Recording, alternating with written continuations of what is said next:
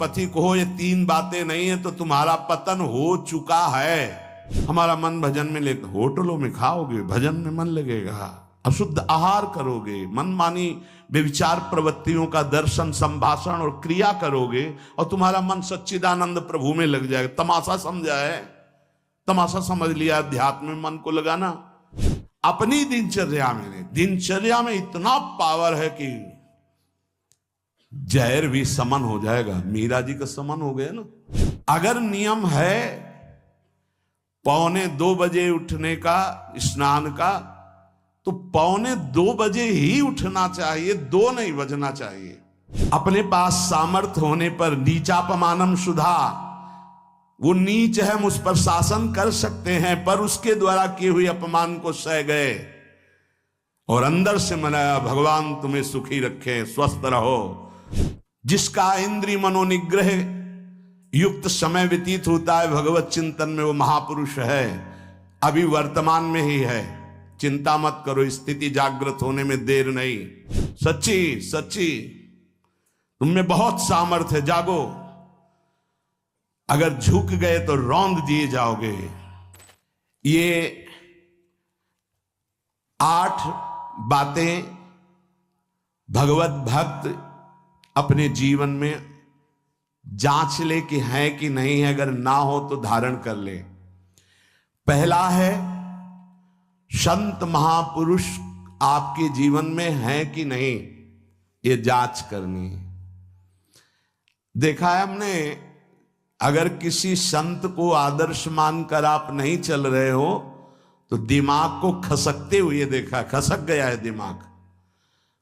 वो मनमानी आचरण केवल सिद्ध बनने के लिए कर रहे हैं। उनके आचरण ऐसे कि भोले भाले लोग ये समझे कि ये तो सिद्ध है। और जानते हो सिद्ध किसे कहते हैं?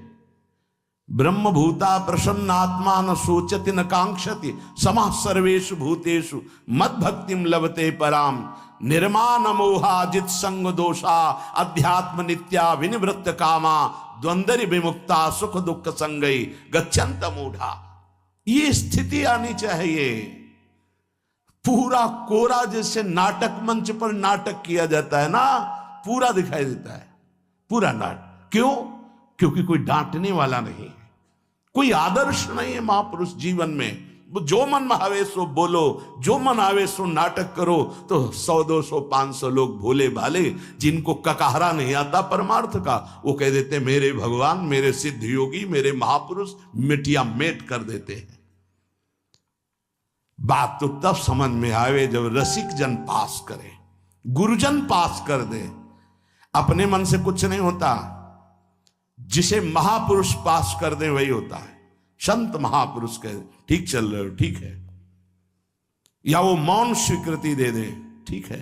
अपने मन से सिद्ध बनने पर सिद्ध थोड़ी कोई हो जाता है। जीवन में तुम्हारे संत हैं कि नहीं, बस इतनी बात देखो। अब एक भगत जी आए थे, अपने लोग तो सबका आदर ही करते हैं। उनका दिव्य रूप से हनुमान जी हमारे सामने प्रकट हुए थे। सच्ची बात कह रहे हैं, जिस समय दिव्य रूप हनुमान जी ने धारण किया तो हनुमान जी महाराज के ही भाई पवन पुत्र भीम कंपायमान थे। भीम जैसे हनुमान जी वैसे भीम, बड़े बड़े पर्वतों को अपनी टक्कर से चूर करने की सामर्थ्य रखने वाले। अभी पैदा ही हुए थे भीम और गोद में लिए हुए माता कुंती चल रही थी। अचानक सिंह निकला, दहाड़ हुई तो गिर गए भीम। तो जो जिस चट्टान पे गिरे चकना चूर हो गई चट्टान, और उस आवाज से भयभीत होकर भाग पड़ा सिंह। अभी गोद में बच्चा थे। वो भीम जिस समय प्रार्थना की कि भैया मैं तुम्हारा वो दिव्य रूप देखना चाहता हूं, तो उनका काहे को तुम व्यर्थ में ऐसा तुम नहीं देख पाओगे। तो उनका हमारी लालसा है, आपका छोटा भाई हूं। तो पट्टहास किया हनुमान जी का वो दिव्य रूप कि कंपायमान होकर कह रहे थे, हे वायुपुत्र, हे पवन पुत्र, तुम अपने रूप का संवरण करो, मेरी सामर्थ्य नहीं। और वो व्यक्ति ऐसे कह रहा, मैं दिव्य हनुमान। हम कह रहे पाखंड मत करो, ठीक से चलो तो ये सब भगवत स्वरूप अनुभव में आ जाएंगे। ठीक से चलो। बड़ा विचित्र स्वरूप है। जब तक जीवन में कोई संत नहीं तो हम ये देख रहे हैं कि वो जीवन या तो पाखंड में सकिल जाएगा और या तो व्यर्थ के चिंतन में फंसा हुआ अपने को मान लेगा कि मैं सिद्ध हूं। आपका शब्द, आपकी दृष्टि, आपकी चेष्टा, तस्मा शास्त्रम प्रमाणम ते, तब सिद्ध माना जाता है। बहुत सिद्धों के दर्शन हुए, गंगा किनारे सिद्धों का हमने कभी नहीं देखा ऐसा प्रमादी। सिद्ध प्रमादी नहीं होता। 95 वर्ष की आयु पूज्य स्वामी श्री ओंकारानंद सरस्वती जी महाराज 4 बजे एक अपने निज जन से कहते, वो स्वेटर पहना दीजिए। बोले स्वामी जी अभी तो धूप है। नहीं, अंदर अभी जाएंगे, चिंतन में विक्षेप होगा, हमारे पास समय नहीं, डाल दो शरीर में।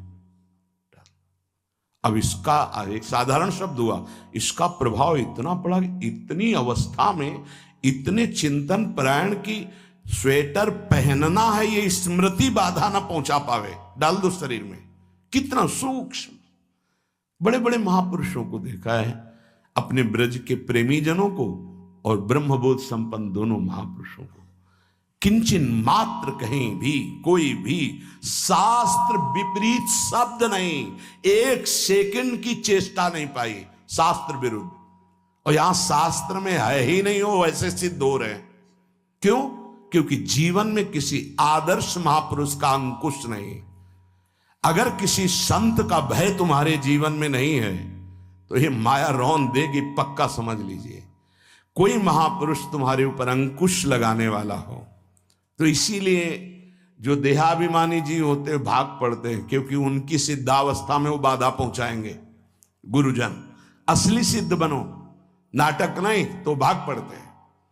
और जो गुरुजनों की शरण में रहता है वो परिपक्व भगवत प्राप्त महात्मा बन जाता है। इसलिए पूज्य बाबा कह रहे, पहला, किसी महापुरुष का अनुशासन है कि नहीं। प्रगट में अनुशासन जरूरी है, प्रगट में अनुशासन जरूरी है। नारदानंद सरस्वती जी महाराज नैमिषारण्य के पीछे आए थे, कुछ परिक्रम उन्होंने बताया। अब वो पधार गए जो वहां के अधिकारी बनाए गए, विवेकानंद जी। नए वस्त्र धारण करके आगे, सदवई में मना है। यदि ऊपर का नया वस्त्र हो तो नीचे का पुराना और मलिन होना चाहिए।